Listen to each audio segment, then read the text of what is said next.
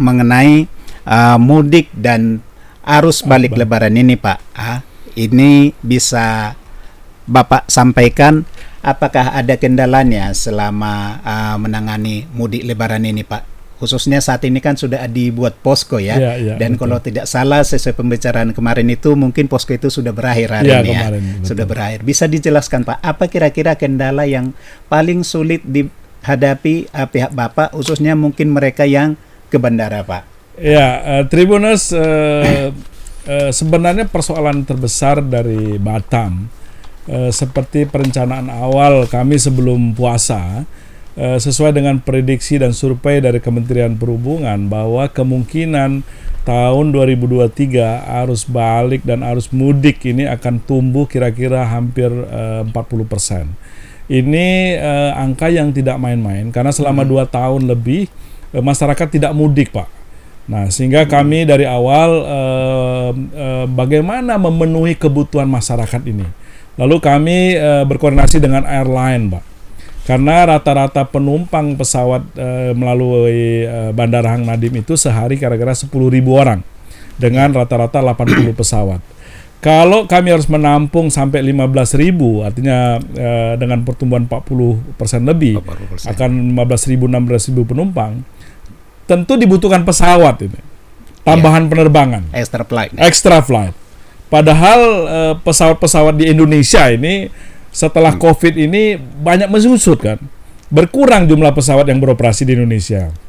Nah, ini adalah tantangan utama sebenarnya, bagaimana kita berdiskusi, negosiasi, kompromi, meminta airline untuk terbang melalui Batam.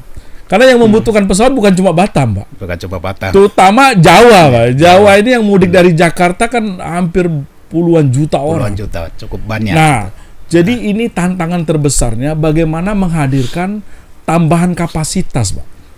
Dan alhamdulillah berbagai cara ya, dengan berbagai negosiasi dengan airline, dengan Garuda, dengan Citylink, Nam Air, Lion Group ya, Super Airjet, Batik, Wings Air, termasuk juga airline yang lain, Pak, untuk bagaimana nambah kapasitas ini. Ya, sehingga bisa menampung kira-kira 15.000 sampai 16.000 penumpang per hari. Artinya ini ada tambahan 40% atau 50% dari rata-rata harian. Ini adalah tantangan terbesar yang dihadapi oleh Bandara Hang Nadim, Pak. Jadi ini tidak mudah, betul, benar-benar tidak mudah ya bagaimana kita mendapatkan tambahan pesawat ini. Karena sekali lagi Batam bersaing dengan destinasi yang lain, dengan bandara yang lain untuk mendapatkan pesawat. Jadi kalau dulu itu airline yang ngemis minta terbang ke kita, Pak. Kalau sekarang itu bandara, Pak, yang kita minta untuk airline terbang. Karena memang pesawat mereka terbatas.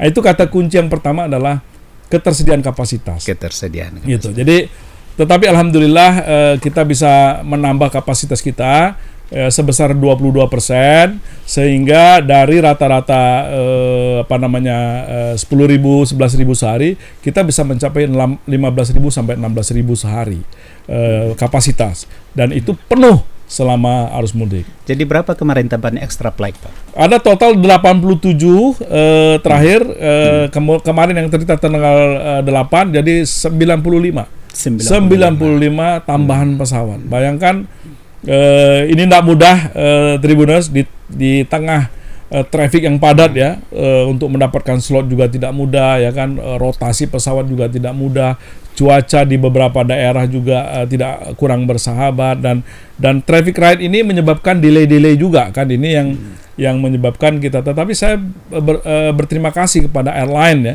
yang mau betul-betul mendukung Hang Nadim ya, untuk menyediakan kapasitas, sehingga kami dari Bandara Hang Nadim bisa melayani, Pak, melayani masyarakat. Percuma bandara kita bangun kalau nggak ada pesawatnya, nggak percuma. Orang nggak bisa mudik juga. Terutama penumpang ke Padang, Pekanbaru, Palembang, dan Jakarta ya, banyak extra flight yang bisa dibuat karena support daripada airline ya, support dari semua. Nah, tentu kalau yang lain-lain kami belajar dari tahun yang lalu, terjadi antrian waktu masuk bandara. Alhamdulillah kami pelajari kasus tahun yang lalu sebelum dikelola oleh BIB, kami belajar dan kami ketahui bahwa antrian pada waktu itu adalah ketika masuk ke bandara. Dan masyarakat kita kalau belum masuk ke bandara hatinya nggak tenang. Kalau hatinya nggak tenang, jadi riuh gitu ya. Jadi khawatir gitu ya. Nanti ditelepon sama kakeknya atau neneknya, orang tuanya. Di mana posisi? Masih di luar bandara ini. Wah. Tapi kalau sudah di dalam bandara, sudah lihat check-in counter ya kan, itu mereka ini. Nah, alhamdulillah, walaupun ada tambahan 40%, beberapa hari sampai 50% daripada harian, tidak terlihat ada antrian masuk. Ya, terus gimana Kit untuk mengantisipasi itu Pak? Apalagi ini kan tidak terlihat antrian gitu. Betul. Seperti apa? Padahal sebelumnya itu macam pasar dulu. Betul. Nah, yang pertama itu memang sejak bulan November kami berkomunikasi dengan airline untuk menggalakkan yang kita sebut dengan e-check-in. Citylink itu sudah 95% menggunakan electronic check-in. Garuda hampir 70%. Lion walaupun mulai sudah ada hampir 20-30% e-check-in.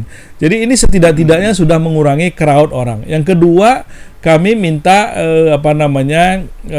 sistem yang digunakan itu yang lebih mudah digunakan oleh masyarakat juga, sehingga mempercepat proses check-in. Yang ketiga tentu saya berterima kasih kepada seluruh masyarakat ini, kepada pemudik ya.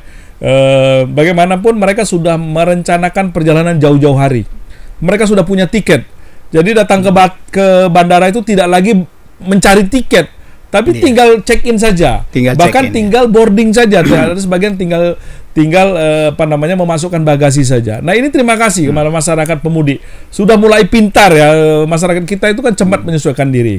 Ya, dan kami melihat juga barang-barang yang dibawa juga sudah mulai dikemas dengan baik ya. Sudah dikasih plastik. Jadi tidak ada yang kerusakan dan sebagainya. Jadi salutlah kepada masyarakat Batam khususnya yang cepat menyesuaikan diri sehingga antrian di bandara itu hampir tidak terlihat. Bapak lihat dan Forkompinda lihat, anggota DPR lihat, kunjungan dari kementerian lihat, saya bilang hari ini tumbuh 40%. Tapi tidak ada penambahan semacam penumpukan. Destinasi mana itu yang lebih banyak? Yang terbanyak memang Padang ya, kemudian Pekanbaru, Palembang dan juga Jakarta. Jadi ternyata pemudik dari Batam ke Padang ini tinggi sekali ya. Iya, dan saya kaget juga sejak awal bulan puasa banyak restoran Padang di Batam tutup ya kan. Ya, saya pelanggan restoran Padang gitu kan. Karena ternyata udah mudik duluan. Nah, itu hal yang bagus. Artinya mudik jauh-jauh hari, keluarga udah dikirim, itu juga memperlancar sebenarnya gitu.